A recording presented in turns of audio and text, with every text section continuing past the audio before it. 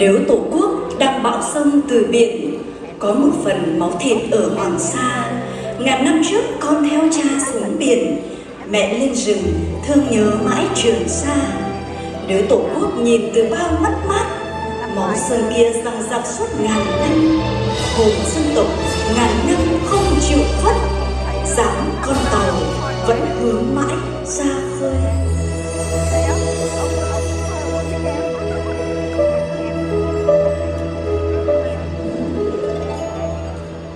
Tôi đang nghe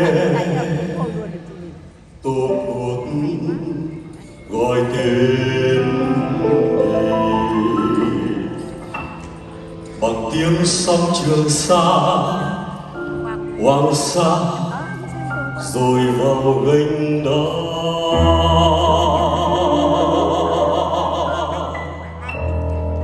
Tiếng Tổ quốc vọng về từ biển cả, bao tố dập dồn chẳng lưỡi bùa vây.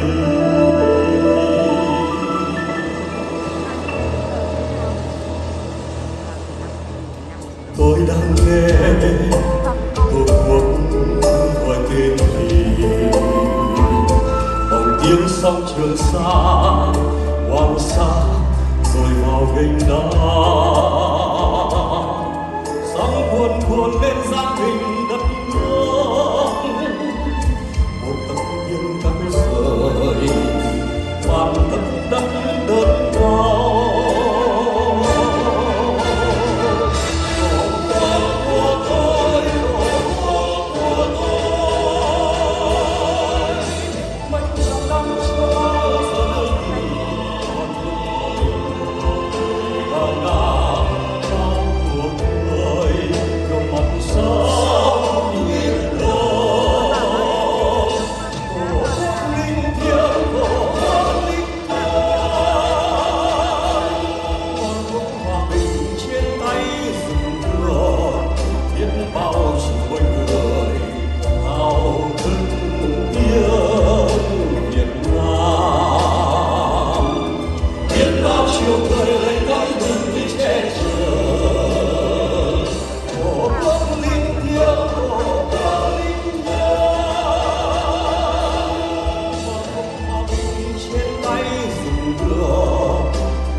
Nghe